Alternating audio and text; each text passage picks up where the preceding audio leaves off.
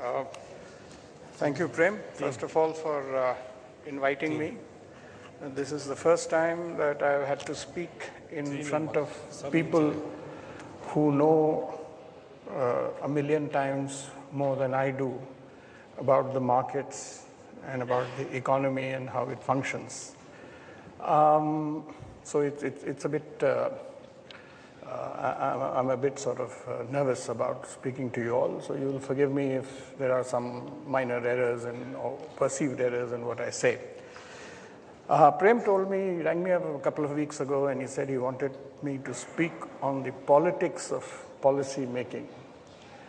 And I thought to myself that this is probably one of the most difficult subjects to speak on, but I also felt that I was singularly well placed to speak on it for two reasons. One is that for the last 32 years, I have been observing policy making in Delhi through its various stages as a journalist. And another reason, a very private reason, is that until I think last year, when the last of my cousins retired from the IAS, in my family there were 8 people, immediate family, who were in the IAS, and 2 were in the Foreign Service, and a few more were in different types of other services. So whenever we met for family occasions, it didn't matter, it was a birthday party or an ordinary dinner, or maybe somebody had passed away, or it was a shraddh, even inevitably talk came around to policy making, both whether in the form of how it is made, how it should have been made, and what was wrong with it. So I do feel comfortable with the subject. It's been something like 55 years of being exposed to the way the government functions. And the first point I want to make in that connection is that government used to function. It no longer functions. This is not in the way that Dr. Manmohan Singh is, people make fun of him and people make fun of the UPA and so on. It's not at the political level that the government has stopped functioning, or political level alone that the government has stopped functioning, although it is showing some signs of revival now. Primarily, it is at the administrative level that the government has stopped functioning, because policy is actually made at the administrative level. The politicians, by and large, 95% of them, don't have any great understanding of the issues involved, which is fine, because their objectives are very different from that of the permanent civil service that we have. What I have seen over the years is that at the level at which the policy is first formulated, after having received a direction from the political leadership that this is the direction in which we want to go, the mindset at the administrative level that takes over policy making is of us versus them. Us being the government and them being the businessmen. This is a very peculiar Indian phenomenon where the government does not see itself, even now after 20 years of reform, even now it doesn't see itself as a custodian of economic, commercial and business interests. The government's main concern is, quote unquote, national interest or public interest. Until recently, national interest was the term that was used till about 15, 20 years ago for doing something they would say we are doing this because it's in the national interest. Now, this term has been replaced by public interest. And this lies absolutely at the core of policy making at the administrative level. The question that is asked is, if we do this, will it be in the public interest or not? Now, who is to decide what the public interest is? This is an unanswered question in our country. Gradually, I hope, over the years, it will get answered. But let me give you one or two examples of how the civil service would define public interest and how that would be a tremendous variance with what actually public interest would be or is. India, by the way, was the only country in the world, believe it or not, which until the 91, 92 reforms, until industrial licensing was abolished, India was the only country in the world which said, you will not produce. It told businessmen that you can only produce 100 units or 150 units, and you cannot produce more. No other country in the world had adopted this method of protecting public interest. In every other country, you would find that the attempt was to increase output. So India was quite peculiar in that respect until industrial licensing was abolished, and suddenly businessmen were told, you can now produce as much as you want to. The famous animal spirits example given by Dr. Manmohan Singh in his 91 budget speech. Now, when you move from one paradigm of saying you will not produce more than what we tell you to produce, when you move to the next paradigm saying you can produce as much as you want to, you need to put into place a lot of other things. Finance is one, infrastructure is another. If you look back at the manner in which the industrial policy or whatever passed for it was made just before the reforms of 91, absolutely no attention was paid to A, where would the money come from to finance investment, and B, assuming that the money did come forth from somewhere, what pressures would it place on the country's infrastructure? Now, in 92, there was a huge misreading of the situation, which is in the power sector, just to give you one example, where it was the policymakers wrongly concluded that the problem lay in inadequate generation. And then they went ahead and gave a lot of licenses, Enron being the sort of, the biggest of them and so on. Now we are in a situation where a lot of power is being generated or can be generated, but thanks to the electricity boards, which are owned by the government, it cannot be distributed, at least in an economically and commercially viable fashion. So what made the government make this enormous mistake? How did people like Mantek Singh Ahluwalia and the rest of them, how did they make this big mistake of misreading misdiagnosing what the problem in the power sector was? And the answer to that actually lies in the politics of electricity, which you're all familiar with. All this business of giving it away free, which started with N.T. Ramarao in 1982, when he was fighting his elections against the Congress after that, 84 perhaps, after that famous incident when the Andhra chief minister was insulted by Rajiv Gandhi. That started a spiral in the power sector of First giving it at 50 paise per unit and then giving it away free. And now it's become part of the political credo that you cannot charge for power. And this example can be multiplied in practically any sector that you wish to take, except one, telecom. How was the policy made in telecom? What were the politics of it? Actually, nobody in government understood what mobile telephony was. So they didn't do anything about it other than giving out. They thought that the best way of doing it would be to auction it.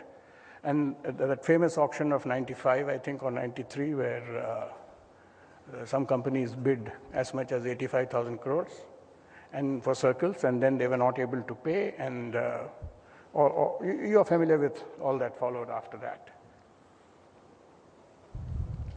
Why did the telecom sector succeed, and why have all other sectors failed, with the exception of IT?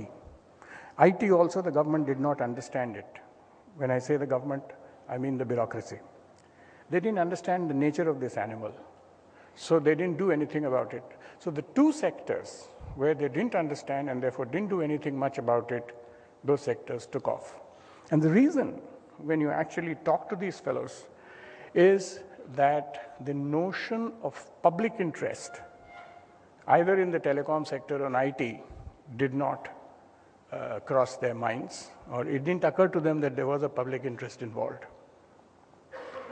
So, point number one, then, which is the most important driver of policy, is the definition of, or understanding rather than definition of public interest in the minds of the senior civil bureaucracy, which makes policy.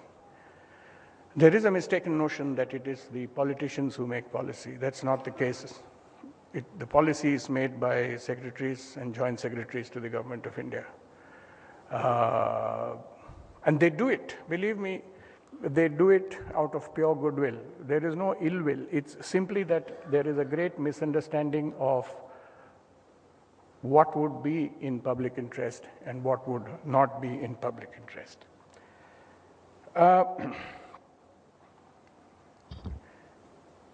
The politics enters the domain of policy making, in fact, not at the stage at which the policy is made. The politics enters after the policy has been made. If I don't have much time, I can give you hundreds of examples, but just one or two will suffice. The agriculture sector today, which is dragging us down very badly, it contributes only 14% to the GDP, and about 700 million people live off it. So it's a huge drag on the system. When we became independent, there was a great movement started by the Congress party. Gandhiji was, of course, had been shot, but Nehru was there and the others were there, for land reform.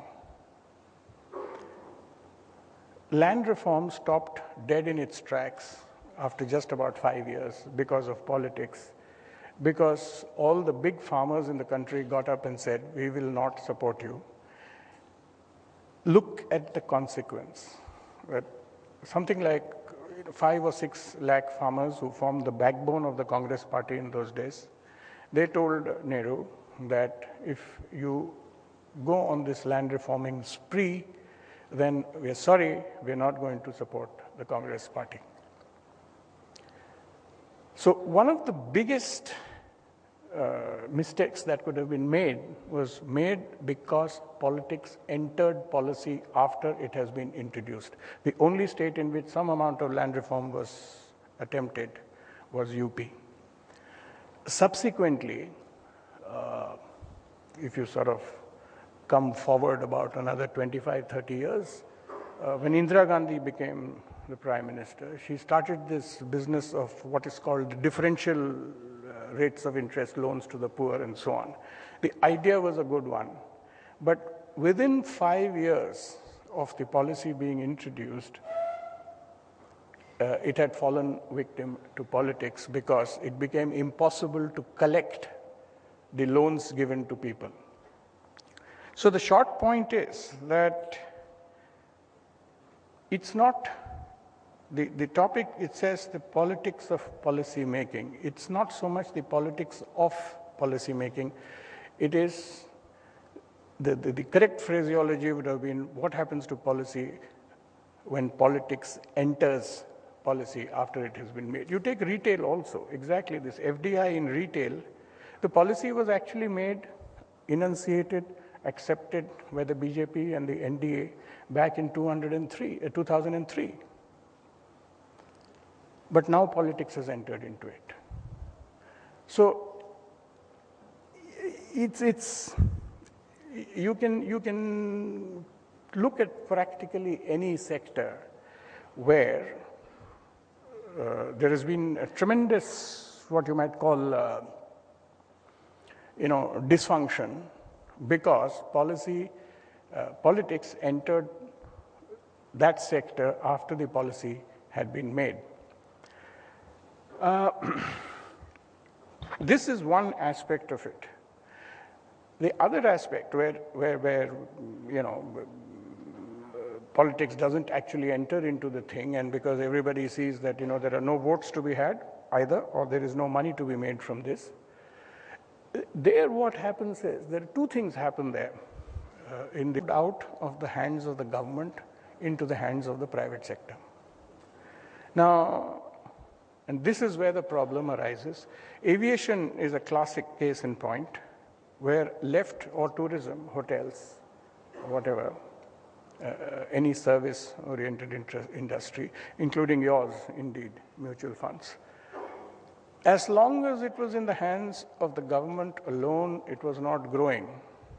The moment the government liberalized these sectors, allowed the private sector to come in, all these sectors have expanded. Now, this is where the civil servant's mind enters the picture, and he starts asking the question, is this in public interest or not?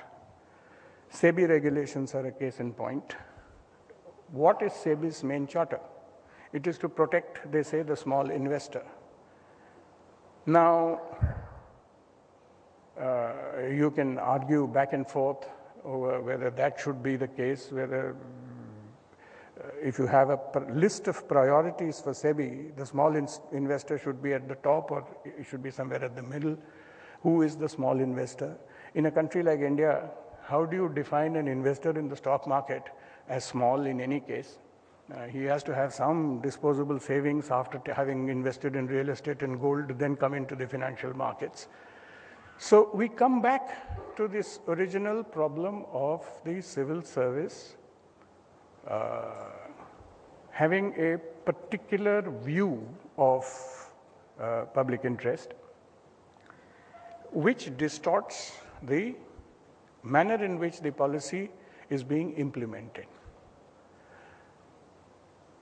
The other problem which affects the implementation of policy in India and indeed introduces politics into it is simply numbers. You take ration cards. Ration cards are probably something that are necessary for a lot of poor people to have.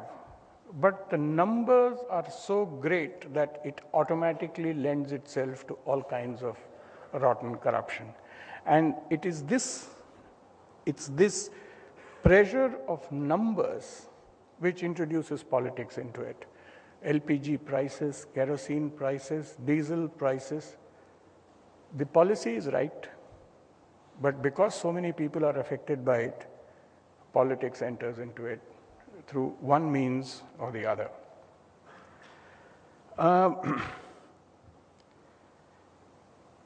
There is a third issue which has not been tackled so far by anybody, but in a country where you have 1.2 billion people living in regions and geographies which are as different from each other as you can imagine, Punjab is very different from Tamil Nadu, and so on. Does it make sense to have a single policy? And if you actually, this is a bit of a heretical question where in India we are supposed to think in national terms and so on. The fact of the matter is that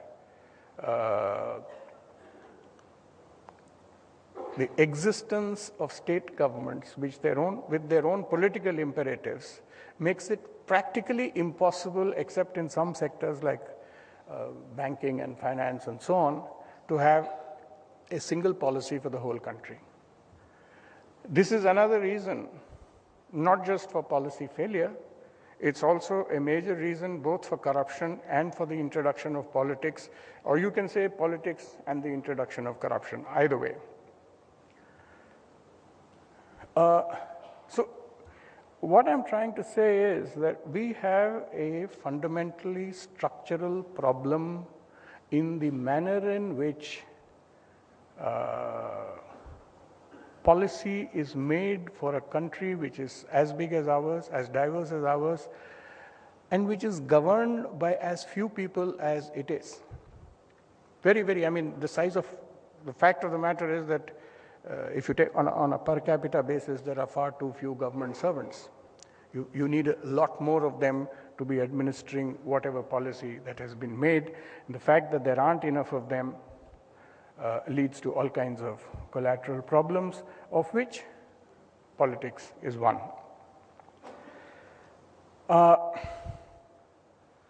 What are the debates that take place within the government when these policies are being framed?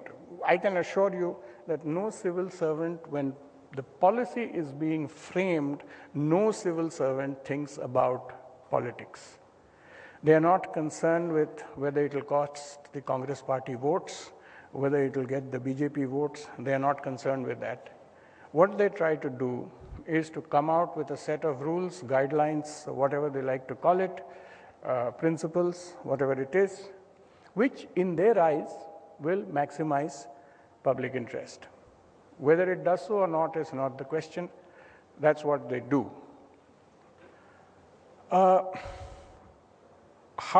do we get out of this problem? One solution that was found in 91 was to simply stop having policy. And there are a lot of people who do believe that the government should get away from the business of making policy. There's a lot of literature in economics quite establishing thoroughly that whenever any government anywhere in the world has come out with a policy, the result for that sector for which the policy has been made was pretty disastrous because A, they didn't understand the nature of the animal, and B, at some point or the other, political interests came in. So the ideal solution that many people have suggested is that government should not be in the business of making policy. You take infrastructure, you take roads, you take tolls. I mean, if you take infrastructure, then you come down to roads, highways, and then you come down to a very micro detail like tolls. How should a toll be fixed? Now, within the Planning Commission, when all these PPPs were being discussed, the question was, should the toll be fixed on an inflation-indexed way?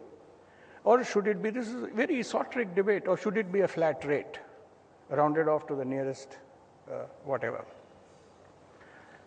And this is where the public interest argument won, and the gentleman in charge of deciding what it would be, how the toll would be fixed, said that the toll would be, tolls rather, would be fixed on an inflation indexed basis. Fine, excellent. So that, what was the purpose? That if it was related to inflation, then the concessionaire would not make supernormal profits. Excellent objective on the face of it. What was the actual result? You get tolls for 21 rupees and 30 paise, 27 rupees and 80 paise, because it's calculated on a formula. Now, having done that, having fixed the toll on the basis of inflation, you cannot go back, because then people will say you have taken money from this concessionaire.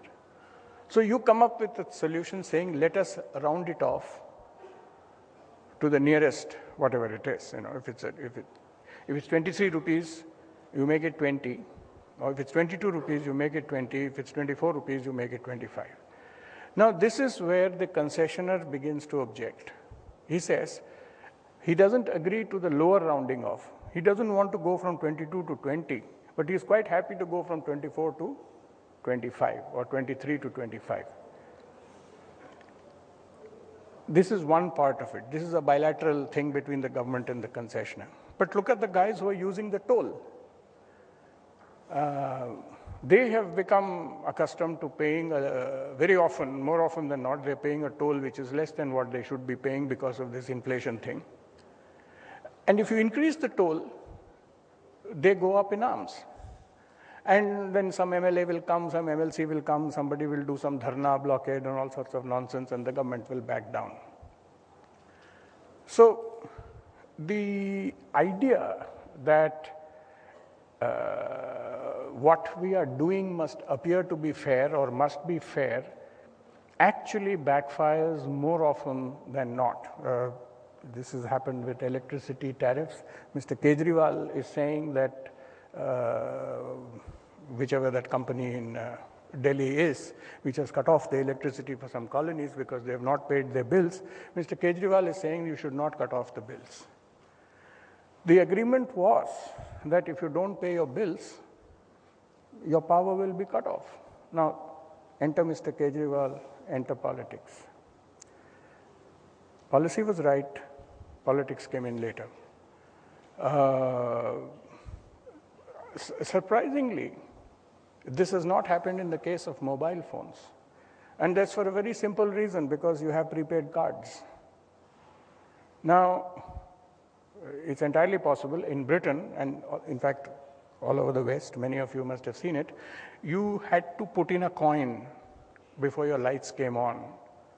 And the lights or the gas, heating gas in your room, when I was there in Cambridge, this is what you had to put in, a 20p coin, and then the gas would come on. And it would last for precisely the amount of time that you had paid money for. Do you think that this solution can be used for the power sector in India? Can BSES or somebody turn around and say, you pay me 1,000 rupees, and at the end of your consumption of 1,000 rupees, I will cut off your power? Can't be done. Now, same applies to water.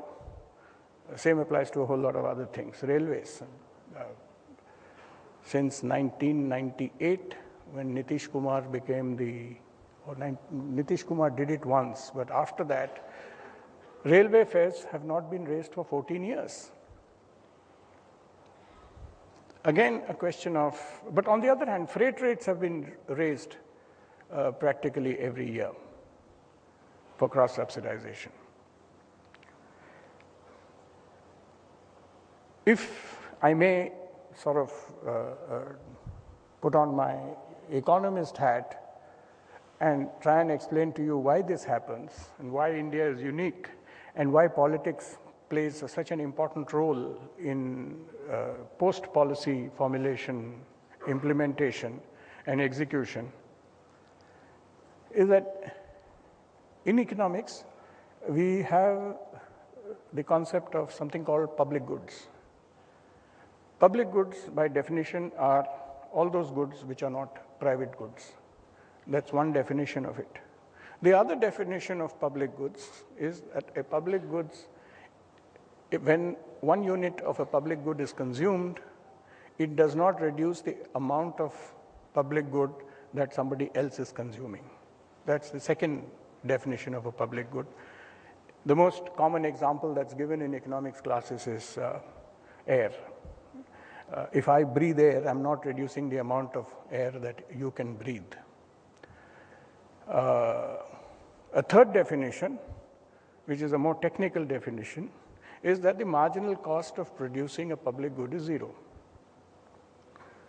Now, in India, what we have done because of electoral politics and the need to win votes, we have invented a completely new class of public goods, which were earlier private goods. This ranges from, like I said, electricity, water, railway tariffs, you name it, bank loans. All of these are actually private goods. Even if they are owned by the government, they are private goods because they do not meet the criteria that I just told you, that if one person's consumption is at another person's expense. In this case, it is. So it is a private good. The marginal cost of producing it is more than zero, and therefore, again, it is a private good. So thanks to politics in India, of the kind of politics that we have in India, we have created a completely new category of public goods, which I call them as quasi-public goods, because they are actually private goods, but are being treated as public goods by the government. To my mind, this is the key problem that we have to solve over the next 10 years. How to move away, how to eliminate this category of quasi-public goods so that they become private goods again, not in the sense that they are being produced by a private producer alone, but in the sense that even when they're being produced by the government, they're being treated as a private good because they have to make a profit and so on and so forth. This is the biggest challenge. So I'll end by asking the question, will politics permit it? And in order to answer that, you only have to hark back to what has happened with Mamata Banerjee in the case of diesel prices or gas prices, LPG. LPG is not consumed by the poor. There is nobody below the poverty line who consumes LPG. And yet the lady is saying that you must roll back the prices. LPG is consumed by middle class, lower middle class, and of course the rich. Question then becomes, should they pay what it takes to produce that cylinder, which is about 800 rupees or something, or not? If you were a politician, what would your answer be? And that's very obvious. You'd say that all prices should be zero. I'll end by giving you one stark example of what happens when politics interferes with pricing in the economy. In the Soviet Union, the price of bread in 1927 was 10 kopecks, which is the equivalent of 10 paise. In 1990, when the Soviet Union collapsed, the price of bread was still 10 kopecks. So over an 80-year period, the price of bread had not changed. What was the result? For about nearly 40 years, bread was in short supply in the Soviet Union. So the simple takeaway is that politics enters policy making after it has been made, and it enters through the door of prices. Key thing, that's all, nothing else, it's just prices. The politician is not interested in location, he's not interested in efficiency, he's not interested in infrastructure, nothing. His main interest is that the price of whatever is being produced should be as close to zero as possible. And the day might come when even your mutual fund industry might be affected by some greedy politician who makes an announcement that all of you have to give away these things free of cost. And then we'll see what happens. I'll stop there because I have to leave to catch a flight. But thank you very, very much for listening to me.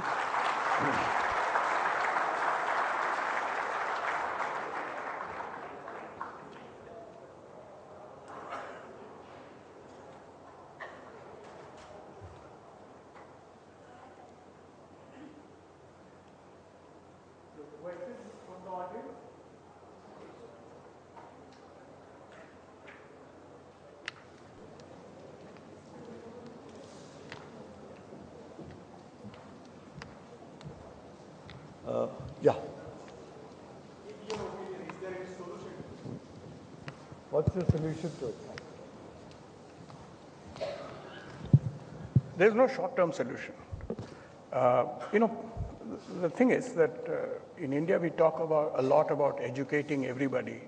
This morning we were talking about educating investors, but nobody educates the politician. The politician gets educated only by hard experience.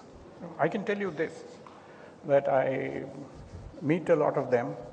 The new generation of politicians, that is these guys who are in their sort of late 30s, early 40s, these chaps, their thinking is very different from the earlier lot who were still in office. Even people like Jairam Ramesh or Salman Khurshid, or these guys who would be in their 50s or early 60s, even their thinking is very different. Our problem is that in all the parties at the top, we've still got people in their 70s and all. So we just have to wait for them to move out, and it'll sort itself out.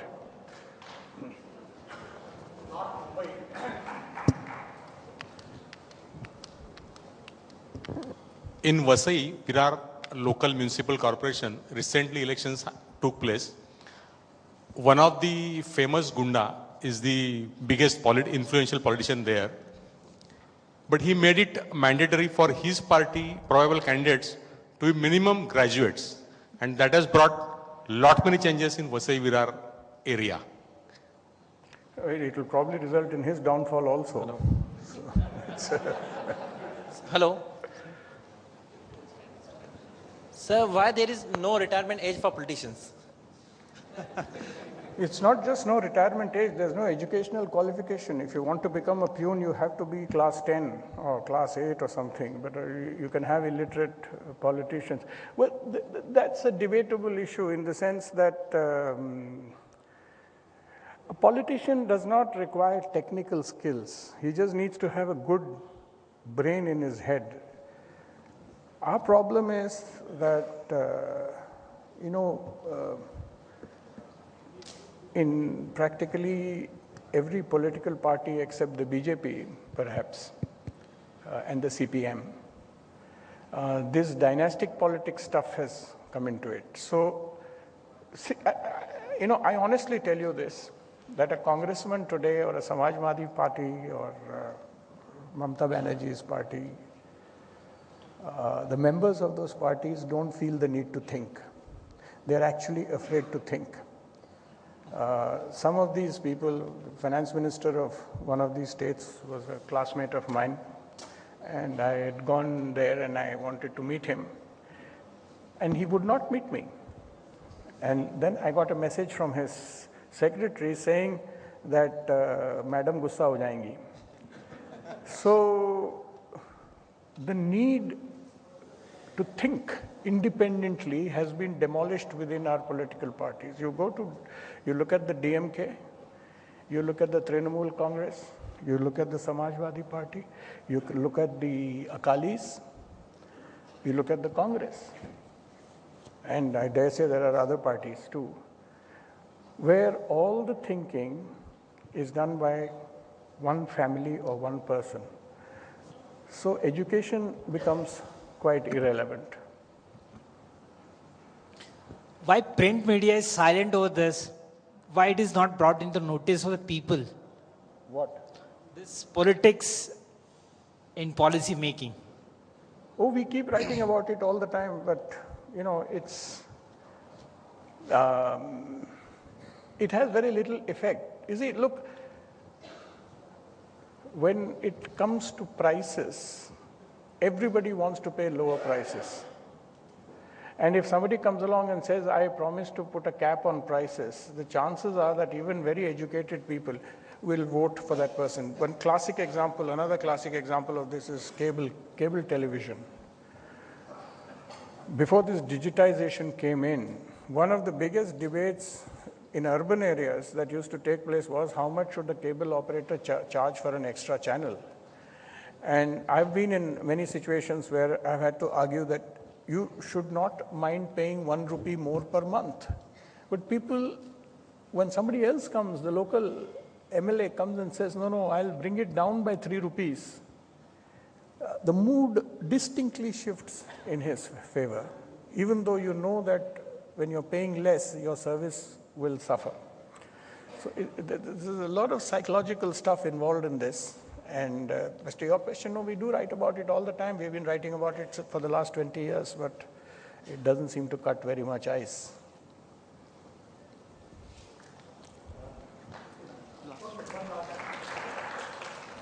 So, with the recent unearthing of these scams, how has the relationship between, or the nexus between bureaucracy and politicians changed? Do you see any change there? Yes, of course, there's been a sea change. See, you have to understand one thing about Indian corruption. It's a wonderful thing. Morally, politicians are completely in the right because they take money for taking the right decision. Since 1982, when the first open cast mining machines began to be imported, the main corruption began in the coal sector, by the way. So it's come around a full circle now. The modus operandi is that there are 5 bidders. One of them is by far the best. You give him the contract, but don't issue him the letter until he pays you. One simple example, this Colgate business, the decisions were taken before 2008, in 2008 and before that, but the letters were not issued till 2009, 10 and 11. Why? Why was there this delay in issuing the letters? How does this affect the relationship between the bureaucrat and the politician? The bureaucracy stops taking decisions. This policy paralysis that you're talking of, or we have been talking of, 90% of it has been on the bureaucratic side. After the arrests that were made in the 2G thing, various fellows, some of them were in college with me, completely honest fellows, but they were arrested as scapegoats. So what the bureaucrat is telling the politician today is, you sign an order and give it to me, and no politician is going to sign an order and give it to you. So decision making has come to a halt. And that is the basic change that's taken place. One other thing, just 2 minutes if I have, the composition of the IAS has changed. Previously, until about the mid-80s, the people who were joining the IAS were from the humanities, social sciences, law backgrounds. The basic degree used to be in history, economics, English, something like that. Since about 87, 86, it's now you're getting more and more of engineers and doctors. Their training, the training of a person, the education of a person who's done a degree in economics or something else, humanities, social sciences, the way his mind works is very different from the way the mind of a doctor or an engineer works. Doctors and engineers think in objective kind of ways. So they are unable to, I've seen this in the government, what little I've seen of it from the outside, that a civil servant who comes from an engineering and technological background will hesitate far more before signing on a file, not of corruption or anything, just simply signing on a file because he doesn't understand the full implications. So this structural change is also having an impact. And why do you think you read stories in the papers about the ministers shouting at their civil servants? It's because that guy is not understanding that basic issue that the minister is trying to say, because he is much more in contact with the people. So it's a very, touchy-feely thing, not easy to quantify. But yes, you are right. There has been a major change, only a part of it because of scams. Thank you. Thank you very much.